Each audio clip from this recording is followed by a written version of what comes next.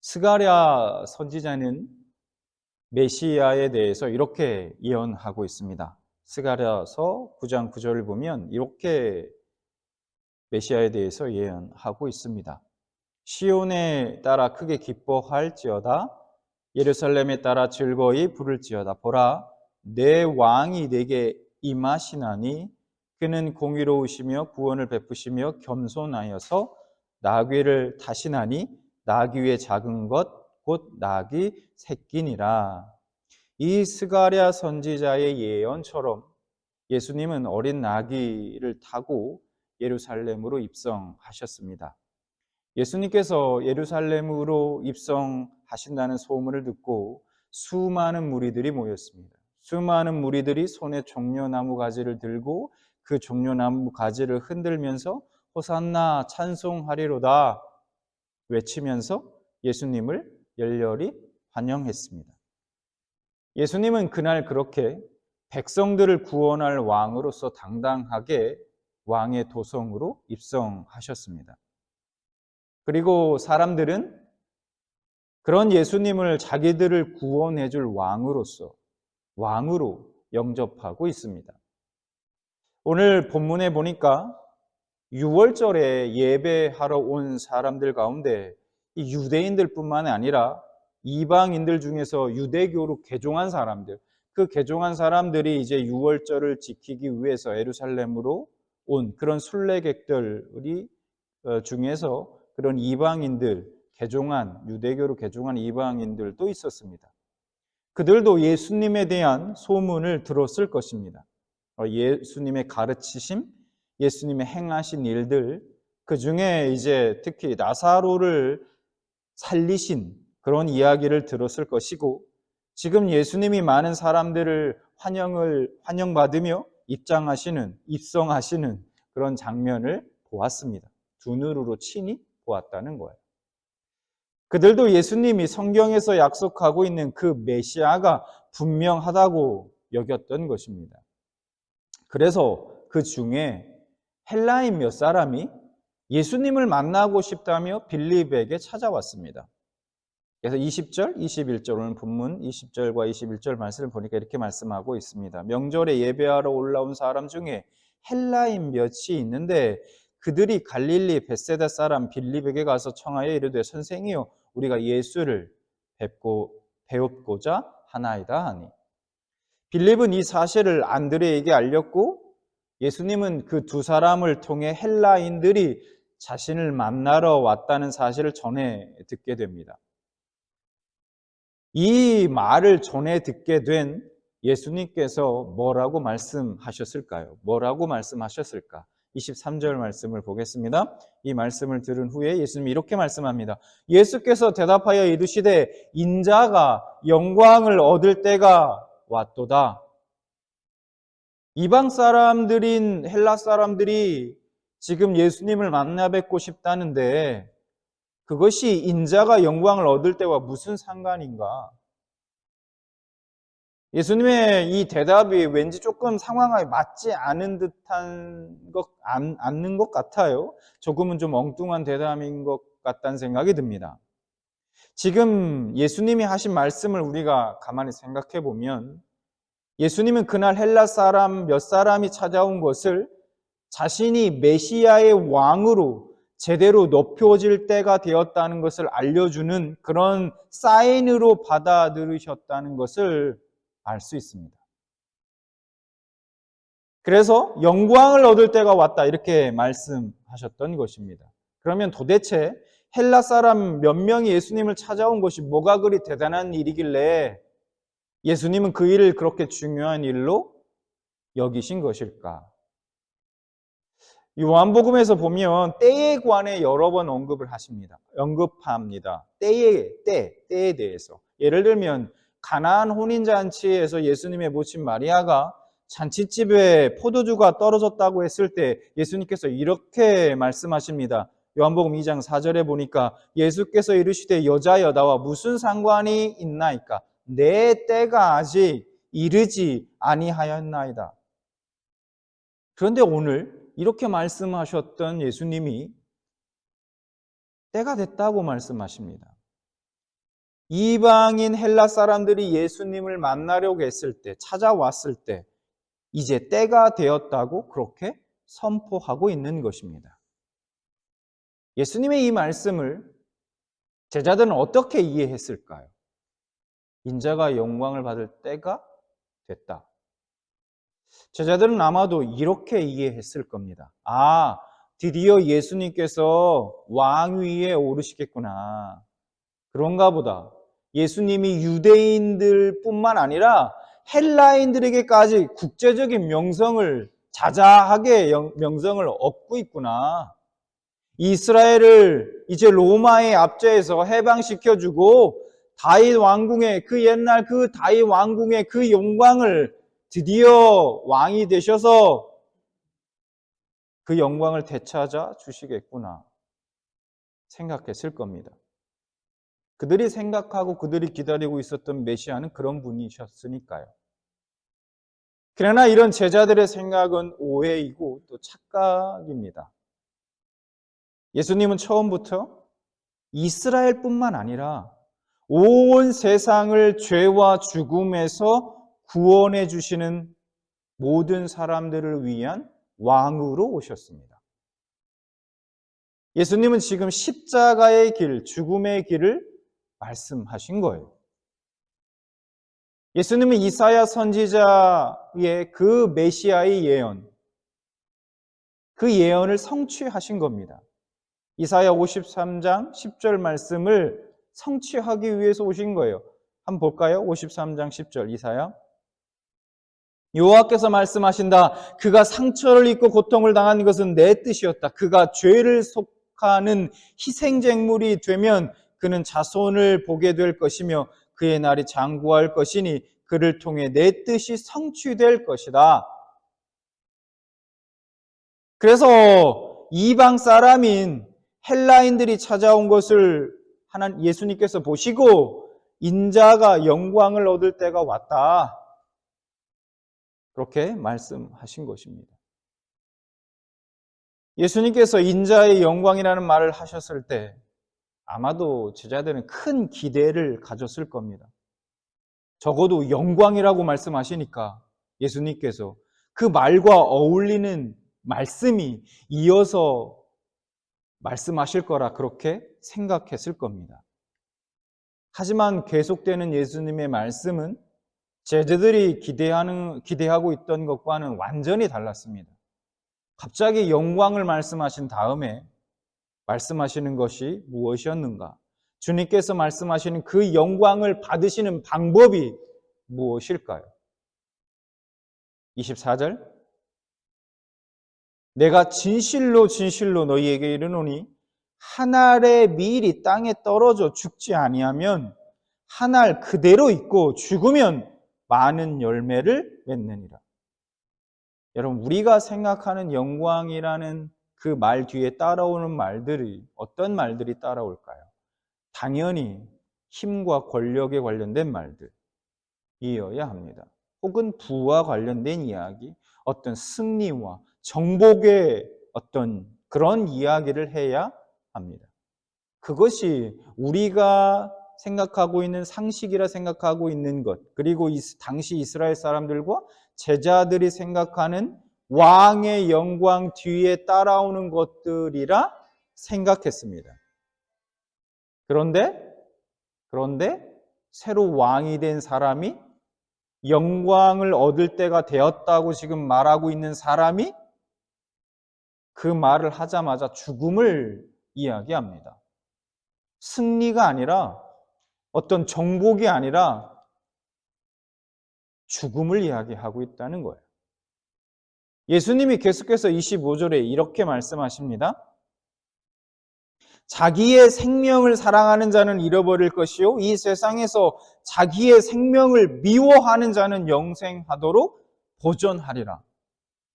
그러니까 예수님께서 24절에 비유로 한 알의 알을 통해 그 비유로 말씀하신 다음에 이게 무슨 얘기인지 제자들이 못 알아들을까 봐 무슨 의미인지를 이 25절에서 확실하게 풀어서 다시 설명해 주십니다. 그것이 바로 그러니까 25절에서 말씀하고 있는 그 말씀이 바로 예수님이 말씀하시는 인자의 영광이고 그 왕이 세상을 다스리는 방식인 것입니다. 예수님은 분명 이 땅에 왕으로 오셨습니다. 그런데 예수님께서 행하시려는 그 왕의 역할은 이 세상이 생각하는 왕들과는 너무나 달랐습니다. 예수님은 온 세상의 왕으로서 자신의 소명이 하늘의 미랄이 되는 것이라 생각하셨습니다. 여러분, 씨앗의 중요한 핵심적인 역할이 무엇입니까? 씨앗의 역할이 뭐예요? 그 씨앗이 갖고 있는 사명 말입니다. 바로 열매 맺는 것입니다. 그러면 씨앗의 가장 큰 영광은 무엇일까요? 그것도 열매 맺는 것입니다. 그런데 씨앗이 열매를 맺으려면 땅에 떨어져야 합니다. 떨어져서만은 안 되고 떨어진 이후에 죽어야 합니다. 그 죽음이 없으면 열매도 없습니다. 그래서 씨앗이 자기에게 주어진 사명을 제대로 수행하고 씨앗의 영광을 얻으려면 반드시 죽음을 통과해야 합니다. 씨앗이 선택할 수 있는 다른 삶의 방식은 없습니다. 예수님은 하늘 보좌를 버리시고 이 땅에 났고 천한 마국간 구유 위에 가난한 목수의 아들로 태어나셨습니다. 하늘의 미랄이 이 땅에 떨어진 것입니다. 그런데 이제는 십자가에 죽고자 하십니다. 이로써 많은 열매를 맺고자 하십니다. 아담 한 사람으로 말미암아 죄가 이 세상에 들어왔고 이로 말미암아 사망이 모든 사람에게 이른 것처럼 한 분 예수 그리스도의 십자가의 죽음을 통해서 죄 지은 영혼들이 구원의 열매를 맺고 부활의 영광에 동참하게 될 것입니다. 그 열매들 중에는 그날 예수님을 찾아왔던 헬라인도 있었고 그리고 바로 저와 여러분도 있습니다. 예수님은 죽어서 수많은 사람들 속에 그리고 우리 속에 새 생명으로 들어와 계십니다. 이렇게 예수님이 자신에 대한 말씀을 마치신 후에 이제 시선을 돌려서 제자들을 바라보십니다. 즉 왕의 신하로서 왕을 섬기고 따르길 원하는 사람들에게 말씀하십니다. 자, 뭐라고 말씀하실까요? 26절. 사람이 나를 섬기려면 나를 따르라. 나 있는 곳에 나를 섬기는 자도 거기 있으리니 사람이 나를 섬기면 내 아버지께서 그를 귀히 여기시리라. 지금 예수님께서는요, 너무나 당연한 상식적인 말씀을 하고 계십니다. 어떤 신하가 왕을 섬기려면 그 신하는 반드시 왕을 따라 왕이 가는 곳으로 가야 합니다. 그리고 왕이 계신 그곳에, 그 자리에 머물러야 합니다. 엉뚱한 곳으로 가고 왕이 없는 곳에 있으면서 내가 왕을 섬기겠다, 그럴 수는 없습니다. 그렇다면 지금 우리 왕이신 예수님이 어디를 향해 가고 있습니까? 우리 왕이신 예수님은 어디에 계십니까? 바로 십자가를 향해 가고 계시고 십자가에 계십니다. 우리의 왕은 십자가를 향해 가셨고 십자가 곁에 머물러 계십니다. 그 십자가에서 당신의 생명을 하늘의 미랄로 내어주셨습니다. 그래서 예수님께는 그곳이 가장 영광스러운 곳입니다. 그 십자가가 말입니다. 그러니 예수님을 섬기려는 사람들은 늘 십자가를 향해 가까이 가야 합니다. 그 십자가 곁에 있어야 하는 것이죠. 그리고 거기서 예수님을 따라 예수님과 같이 살아야 합니다. 이것이 예수님께서 들려주신 예수님을 섬기려는 사람들이 지켜야 할 원리인 것입니다. 우리들은 예수님이라는 씨앗에서 생명을 얻은 열매들입니다. 저와 여러분은. 열매란 원래 새로운 씨앗을 담는 그릇이고 다시 열매를 맺기 위해 존재하는 겁니다. 우리들도 예수님을 섬기려면 예수님이 계신 곳에 있어야 합니다. 십자가 곁에 머물러 있으면서 우리의 생명을 씨앗으로, 다시 우리의 생명을 씨앗으로 내어줘야 합니다.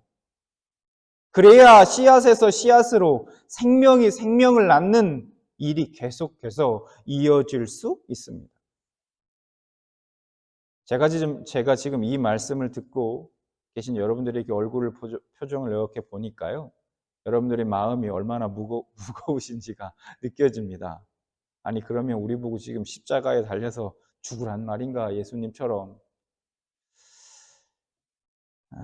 우리는 어떤 방식으로든 생명을 내놓는 일을 별로 좋아하지 않아요.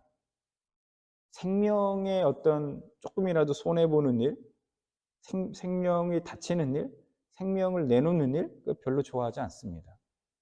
될 수 있는 대로 할 수만 있으면 자기 생명을 단단히 붙들고 또 지켜내려고 하죠. 그런데 여러분, 그렇게 하면 과연 우리는 우리의 생명을 영원히 지켜낼 수 있을까요? 오늘 주님의 말씀은 그게 아니라고 하십니다. 25절 말씀 다시 볼게요. 자기의 생명을 사랑하는 자는 잃어버릴 것이요 이 세상에서 자기의 생명을 미워하는 자는 영생하도록 보존하리라. 우선 생명을 미워한다는 말이 무슨 뜻일까요? 이 말은 진짜 싫어서 미워한다는 뜻이 아닙니다. 그러니까 그것보다 더 중요한 것이 있고 더 사랑하는 것이 있기 때문에 그것을 위해서 내가 사랑하는 것을 내려놓을 수 있다는 뜻입니다. 여러분, 우리가 가만히 생각해 보기를 원합니다. 이 세상은 자기 생명을 미워하는 법이 없습니다. 그것이 이 세상의 본성이에요. 그래서 세상은 자기 생명을 지키고 보존하기 위해서 다른 생명에 심지어는 손해를 입히고 다치게 하는 일도 서슴지 않습니다. 전쟁을 일으키기도 하고요. 오염물질을 마구마구 그냥 몰래 버리기도 하고요. 도둑질을 하고 속이기도 합니다. 억지로 빼앗기도 하고요. 우리가 예수님의 말씀처럼 이런 세상에서 자기 생명을 미워하는 방식으로 살아간다는 것은 정말 어려운 일입니다. 하지만 그래도 우리가 그걸 이겨내고 자기 생명을 미워하는 것을 선택하고 자기 생명을 다른 열매를 위한 씨앗으로 내놓는다면 어떻게 될까요? 당장은 진짜 죽을 것 같습니다. 손해를 보고 아픔을 겪고 희생해야 하고 양보해야 합니다. 피 같은 내 돈, 내 시간이 들어갑니다. 내 의견, 내 고집 한번 꺾는 일도 죽을 것 같이 힘들어하는 우리들이 세상에서 이런 방식으로 산다는 것은 때로는 정말 진짜 죽는 것처럼 힘들 수가 있습니다. 그런데 여러분, 이렇게 살면 정말 죽을까요? 자기 생명을 미워하면 죽나요? 그렇게 살면 죽음으로 그냥 끝이 날까요? 아니죠. 그렇다고 죽지 않습니다. 오히려 그런 삶은 늘 생명으로 이어집니다. 그 죽음으로 새로운 열매가 맺혀지게 됩니다. 제가 전에 예수 믿기 전에 고등학교 시절에 있었던 일을 제가 설교 중에 전에 말씀을 전할 때 말씀을 드린 적이 있었던 것 같은데요. 고등학교 시절에 토요일만 되면 제가 예수님을 믿기 전의 일입니다. 토요일만 되면 항상 저를 찾아와서 전도했던 친구가 있었습니다. 토요일만 되면 저를 찾아와서 야, 대서봐 내일 뭐 하니? 뭐 할지 저는 무슨 얘기 할지 뻔히 알아요. 항상 묻습니다. 뭐 할 거야 내일? 내일 시간 되면 같이 교회 가지 않을래? 그러면서 항상 예수 얘기를 했던 친구가 있었습니다. 그때마다 저는 이제 그 친구에게 온갖 욕을 퍼붓고 빨리 꺼져줄래? 이렇게 말했습니다. 제가 그렇게 하면 다음 주에는 안 오겠지 생각했거든요. 그런데 저 같으면 안 왔을 것 같아요. 근데 어쨌든 그렇게 욕을 먹고도 그 다음 주면 어김없이 또 찾아오는 겁니다. 그리고 또 묻습니다. 내일 뭐 해? 내일 나랑 교회 같이 가지 않을래? 내게 욕을 먹고 지금 와서 생각해 보면 정말 내게 그렇게 욕을 먹고 모욕을 당하던 그 친구의 마음이 어땠을까? 지금 생각하면 너무너무 미안하고 사실 그렇습니다. 그 친구는 그때 여러분, 자신을 죽였던 것입니다. 저 하나 살리자고. 그렇게 그 친구가 미워한 자기 생명이, 작은 죽음이 저에게 크고 풍성한 생명의 열매가 된 것입니다. 우리가 자기 생명을 미워한다는 것, 그 생명을 씨앗으로 내어주며 산다는 건 말처럼 쉽지 않은 일입니다. 세상이 그렇게 살지 않고 우리의 본능 또한 그것을 좋아하지 않으며 실제적인 불편함, 손해가 있기 때문입니다. 자기 생명을 미워하는 것은 여러분 예수님께도 결코 쉽지 않은 일이었습니다. 예수님에게도 자기 생명을 지켜내고자 하는 본능이 있으셨기 때문입니다. 왜? 완전한 인간이셨기 때문이에요. 그래서 자신의 생명을 한 알의 미랄로 내어주시기로 작정하셨지만 여러분 오늘 본문의 27절과 같이 기도하실 수밖에 없으셨던 거예요. 27절 어떻게 기도하고 계십니까? 지금 내 마음이 괴로우니 무슨 말을 하리요? 아버지여 나를 구원하여 이 때를 면하게 하여 주옵소서. 그러나 내가 이를 위하여 이 때에 왔나이다. 자기 생명을 미워하며 살아가는 것은 여러분 정말 복되고 영광스러운 일입니다. 그것이 많은 사람들에게 크고 작은 생명을 선물하는 방법이기도 하고 나의 생명을 영원히 지켜내는 방법이기도 하기 때문입니다. 여러분 한 알의 미랄이 땅에 떨어져 죽지 않으면 난 절대 안 죽을 거야 하고 버티면 결국 그 미랄이 어떻게 될까요? 그 미랄은 말라져 생명을 잃게 되는 것입니다. 자기 혼자 사는 게 아니라 말라져 버린다. 생명을 잃어버리게 된다는 거예요. 어쩌면 죽어서 열매 맺지 않는 미랄은 애초에 그 안에 생명을 품고 있지 않았던 쭉정이었는지도 모르겠습니다. 우리의 힘과 결단만으로는 이 복되고 영광스러운 삶을 살아낼 수가 없습니다. 일시적으로는 가능할지 모르지만 이런 삶을 지속적으로 살아낼 수는 없어요. 그래서 우리도 오늘 주님처럼 기도하며 살아야 합니다. 강하고 질긴 내 생명에 대한 그 집착, 그 욕심에서 자유케 해달라고 간절히 기도하며 살아야 합니다. 그때 우리는 비로소 우리의 생명을 한 알의 미랄로 내놓으며 풍성한 열매를 맺는 사람이 될 수 있을 것입니다. 여러분, 우리 그리스도인들은 죽음으로써 사는 사람들입니다. 누군가 그리스도인이 어떤 사람들이냐라고 묻는다면 그냥 한마디로 정의한다면 여러 정의를 할 수 있겠지만 그리스도인들이란 죽음으로써 사는 사람들이 아닌가. 우리는 줌으로써 얻는 사람들이고 우리는 성공이 아닌 순종으로써 영광스럽게 될 사람들입니다.